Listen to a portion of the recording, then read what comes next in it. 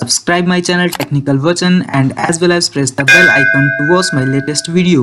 नमस्कार दोस्तों, मेरा नाम है अभिषेक। स्वागत करता हूं अपने YouTube चैनल टेक्निकल वचन में।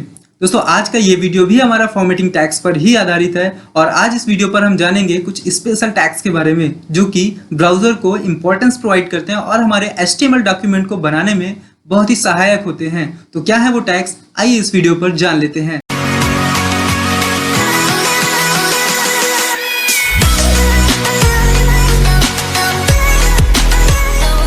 चलिए दोस्तों, बात कर लेते हैं स्ट्रॉन्ग टैग की। तो यह भी एक कंटेनर टैग होता है और एक लॉजिकल टैग भी है जिसका प्रयोग ब्राउजर को यह बताने के लिए किया जाता है कि टेक्स्ट इंपॉर्टेंट है। अगर बात करते हैं इसके सिंटैक्स की, तो यहाँ पर बहुत ही सिंपल सा सिंटैक्स है। आपको एंगल ब्रैकेट के अंदर स्ट्रॉन्ग लिखना है और फॉरवर्ड स्लैश के माध्यम से इसकी क्लोजिंग करनी है और जो भी कंटेंट आप स्ट्रांगली शो करना चाहते हो उसको इन दोनों टैग्स के बीच में रख देना है। चलिए बात कर लेते हैं इसके एग्जाम्पल की। तो यहाँ पर आप देख पा रहे हैं एक लाइन लिखी हुई है, this is the example of strong tag में जो स्ट्रॉन्ग वर्ड है वो दोनों ओपनिंग एंड क्लोजिंग टैग्स के बीच में रखा हुआ है, यानी कि स्ट्रॉन्ग एलिमेंट के बीच में रखा हुआ है।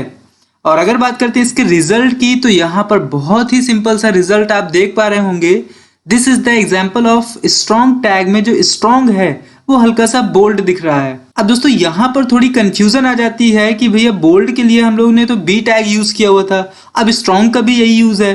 तो अगर देखा जाए विजुअलाइजेशन पे तो ये दोनों सेम होते हैं, लेकिन अगर बात आती है इसके वर्किंग की तो यहाँ पर स्ट्रॉन्ग टैग का यूज जो होता है वो किसी भी कंटेंट को स्ट्रांगली शो ऑफ करने के लिए या फिर ब्राउजर को ये बताने के लिए कि भैया ये जो टेक्स्ट है ये थोड़ा इंपॉर्टेंट है, इसको इंपॉर्टेंस दी जा रही है, तो इसलिए यहाँ पर स्ट्रॉन्ग टैग का यूज करते हैं। चलिए बढ़ते हैं नेक्स्ट टैग की तरफ जो कि है EM यानी कि एम्फेसिस टैग। और अगर बात करते हैं इसकी, तो यह भी एक कंटेनर टैग है जिसका प्रयोग वेब डॉक्यूमेंट में महत्वपूर्ण टेक्स्ट को एम्फेसिस करने के लिए किया जाता है। और अगर बात करते हैं इसके सिंटैक्स की, तो यहाँ पर भी आपको बहुत ही सिंपल सा सिंटैक्स मिल जाता है। एंगल ब्रैकेट के अंदर EM लिखना है, पूरा नाम नहीं लिखना है एम्फेसिस, ओनली EM लिखना है और इसकी फॉरवर्ड स्लैश के माध्यम से क्लोजिंग करनी है। और जिस कंटेंट को आप एम्फेसाइज करना चाहते हो वो इन दोनों टैग्स के बीच में कंटेंट के रूप में रख देना है। चलिए बात कर लेते हैं इसके एग्जाम्पल की। तो यहाँ आप देख पा रहे हैं EM टैग के बीच में मैंने लिखा हुआ है एम्फेसिस और इसमें क्या इफेक्ट पड़ने वाला है, तो चलिए इसका रिजल्ट देख लेते हैं। यहाँ पर आप देख पा रहे होंगे दोस्तों, एम्फेसिस जो है वो इटैलिक फॉर्म पर दिखता है। अब दोस्तों यहाँ पे भी आपको एक क्वेश्चन आ रहा होगा कि भैया हमने इटैलिक के लिए तो I टैग यूज किया था, अब EM टैग का यूज क्यों हुआ? तो भैया मैंने पहले ही बताया कि ये लॉजिकल टैग्स हैं जो कि ब्राउजर को बताते हैं कि भैया इनको इंपॉर्टेंस दी जा रही है, इसलिए हम इन टैग्स का यूज करते हैं। तो ये सब है कुछ मामला EM और I टैग का। आई होप दोस्तों ये चीज आपको समझ में आई होगी। तो चलिए बढ़ते हैं नेक्स्ट टैग की तरफ और नेक्स्ट टैग है हमारा ब्लॉक कोड। अगर बात करते हैं ब्लॉक कोड टैग की, तो यह भी एक कंटेनर टैग होता है जिसका प्रयोग किसी अन्य सोर्स से क्योटेड एक सेक्शन को स्पेसिफाइड करने के लिए किया जाता है। अब दोस्तों जैसे कि हम लोग बहुत सारे क्योट्स का यूज करते हैं और अपने डॉक्यूमेंटेशन में हमें क्योटेशन लिखना भी होता है, तो अगर हम चाहते हैं कि हमें एक अलग से ही एक ब्लॉक एक सेक्शन बना करके आ जाए और वहां पर हमें क्योट दिखाई दे तो फिर हम इस टैग का यूज कर लेते हैं। तो चलिए बात कर लेते हैं इसके सिंटैक्स की। तो यहाँ पर आप देख पा रहे होंगे सिंटैक्स में ब्लॉक कोड लिखा हुआ है, एंगल ब्रैकेट के अंदर आपको पूरा ब्लॉक कोड लिखना है, इसके बाद फॉरवर्ड स्लैश का यूज करते हुए इसकी क्लोजिंग करनी है। और चलिए बात कर लेते हैं हम इसके एग्जाम्पल की। तो यहाँ पर आप देख पा रहे होंगे मैंने एक क्योट लिखा हुआ है और इसका रिजल्ट क्या आने वाला है, तो चलिए यहाँ पर रिजल्ट शो ऑफ कर लेते हैं दोस्तों। तो यहाँ पर आप देख पा रहे होंगे एक अलग ही ब्लॉक क्रिएट करके ये कोटेशन को दिखा रहा है, किस तरीके से यहाँ पर डिस्प्ले हो रहा है आप देख पा रहे होंगे। तो ये था ब्लॉक कोड का एग्जाम्पल। तो आई होप ये चीज समझ में आई होगी। और बढ़ते हैं नेक्स्ट टैग की तरफ जो कि है एड्रेस टैग। दोस्तों एड्रेस टैग भी कंटेनर टैग होता है और इसका प्रयोग कॉन्टेक्ट इंफॉर्मेशन को डिफाइन करने के लिए अथवा एड्रेस डिटेल्स को दिखाने के लिए किया जाता है। और इसके सिंटैक्स की अगर बात करते हैं तो यहाँ पर आपको सिंपल सा सिंटैक्स मिल जाता है, एड्रेस टैग लिखना है और फॉरवर्ड स्लैश के द्वारा इसकी क्लोजिंग करनी है और जो भी कंटेंट आप डिस्प्ले कराना चाहते हो, एड्रेस डिटेल्स वगैरह जो भी है, वो इन दोनों टैग्स यानी कि ओपनिंग एंड क्लोजिंग टैग्स के बीच में रख देना है। तो चलिए बात कर लेते हैं इसके एग्जाम्पल की। तो यहाँ पर आप देख पा रहे हैं मैंने एक एग्जाम्पल लिया हुआ है। सबसे पहले तो बॉडी टैग के अंदर मैंने बी टैग लगाया हुआ है बोल्ड के लिए, एड्रेस टैग एग्जाम्पल, ये जो है बोल्ड दिखाई देगा और बाकी की जो डिटेल्स हैं वो एड्रेस टैग के अंदर रखी हुई है। और देख लेते हैं यहाँ पर किस तरीके से इसका रिजल्ट शो ऑफ होने वाला है। तो आप देख पा रहे हैं दोस्तों, यह भी इटैलिक दिखा रहा है चीजों को, ये हल्का सा हमें बताता है कि ये इन्फॉर्मेशन जो दी हुई है वो अलग है, एड्रेस है, इस तरीके से कुछ। और दोस्तों एक चीज यहाँ पर मैंने ऐड की हुई है बी आर टैग। दोस्तों बी आर टैग का वैसे मैंने यूज अभी नहीं बताया है, लेकिन फिलहाल अभी आप समझ सकते हैं। अगर हम चाहते हैं कि हमें किसी पर्टिकुलर लाइन को ब्रेक करना है तो आप बी आर टैग का यूज कर सकते हो। यानी कि अगर हम किसी पैराग्राफ पर एक पर्टिकुलर लाइन को ब्रेक करना चाहते हैं तो हम लोग बी आर टैग का यूज कर लेते हैं। दोस्तों यह एक एम्प्टी टैग होता है, इसकी ओपनिंग क्लोजिंग से मतलब नहीं होती है, बस एक बार इसको लिखना होता है। तो ये था बी आर टैग का मामला। और चलिए बढ़ते हैं नेक्स्ट टैग की तरफ, जो कि है हमारा एस टैग। दोस्तों यह टैग भी कंटेनर टैग होता है जिसका प्रयोग स्ट्राइक थ्रू के लिए किया जाता है।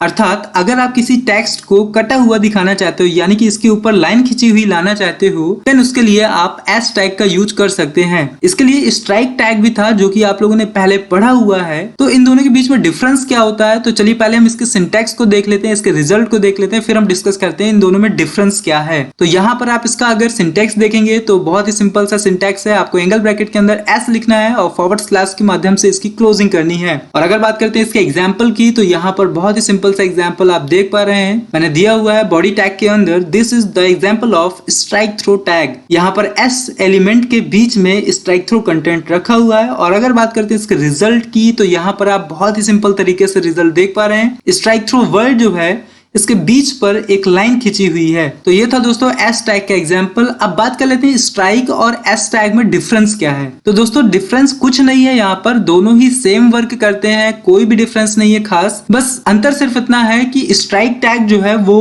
HTML5 सपोर्टेड नहीं है, यानी कि HTML5 में स्ट्राइक टैग सपोर्ट नहीं करता है। तो उस जगह पर आप एस टैग का यूज कर सकते हो। तो ये था एस टैग का यूज। और चलिए बढ़ते हैं नेक्स्ट टैग की तरफ, जो कि है एब्रिविएशन टैग। अब दोस्तों अगर बात करते हैं ABBR टैग की, तो यह भी एक कंटेनर टैग है जिसका प्रयोग टाइटल एट्रीब्यूट के द्वारा किसी एलिमेंट के शॉर्ट नेम को परिभाषित करने के लिए किया जाता है। दोस्तों अगर हम चाहते हैं कि हमने अपने HTML डॉक्यूमेंट पर कोई शॉर्ट नेम लिखा हुआ है, बट हम उसका डिटेल भी दिखाना चाहते हैं, यानी कि उसका फुल फॉर्म भी दिखाना चाहते हैं, या उससे रिलेटेड लगी हुई इंफॉर्मेशन को भी हम डिस्प्ले कराना चाहते हैं बट हिडन फॉर्मेट पे, तो उसके लिए हम लोग इस टैग का यूज कर लेते हैं। तो चलिए बात कर लेते हैं इसके सिंटैक्स की। तो यहाँ पर आपको ABBR लिखना है एंगल ब्रैकेट के अंदर, जिससे इसकी ओपनिंग होगी, और अगर क्लोजिंग करनी है तो फॉरवर्ड स्लैश के माध्यम से इसकी क्लोजिंग कर देनी है। और चलिए बात कर लेते हैं इसके एग्जाम्पल की। तो यहाँ पर आप देख पा रहे होंगे मैंने ABBR टैग के अंदर TV लिखा हुआ है, जो कि इसका कंटेंट है, बट इस कंटेंट का मुझे फुल फॉर्म दिखाना था, तो मैंने इसके लिए टाइटल एट्रीब्यूट का यूज किया हुआ है। यानी कि ABBR टैग के अंदर मैंने टाइटल एट्रीब्यूट यूज किया है, जिसकी वैल्यू दी हुई है मैंने डबल इन्वर्टेड कॉमास के अंदर टेक्निकल वचन। दोस्तों ये था इसका डिटेल। और चलिए दोस्तों बात कर लेते हैं इसके रिजल्ट की। तो यहाँ पर लिखा हुआ है please subscribe my channel TV, अर्थात टेक्निकल वचन। मैंने यहाँ पर TV को हाईलाइट किया हुआ है। तो दोस्तों अब ये टेक्निकल वचन डिस्प्ले कैसे होगा, जो नीचे आप देख पा रहे होगे हल्का सा दिख रहा है। तो जब भी हम अपने माउस से इसके ऊपर माउस ओवर करेंगे, यानी कि माउस का जो कर्सर है, जो पॉइंटर है, वो आप इसके ऊपर लाओगे, यानी कि TV के ऊपर लाओगे, तो ये अपने आप ही अपना एक टाइटल शो ऑफ करेगा। तो इस तरीके से आप जो भी कंटेंट यहाँ पर डिस्प्ले कराना चाहते हो वो इन दोनों टैग्स के बीच में रख देना है, और जो भी वैल्यू आप उसकी डिस्प्ले कराना चाहते हो, अर्थात जो भी उसकी डिटेल शो ऑफ करना चाहते हैं, वो उसके टाइटल एट्रीब्यूट में रख देनी है। आई होप दोस्तों ये सारे टैग्स आपको बहुत ही अच्छे से समझ में आए होंगे। दोस्तों अगर ये वीडियो आपको पसंद आया है तो इसे लाइक करें, कमेंट करें और ज़्यादा से ज़्यादा शेयर करें। मिलते हैं नेक्स्ट वीडियो में, तब तक के लिए नमस्कार।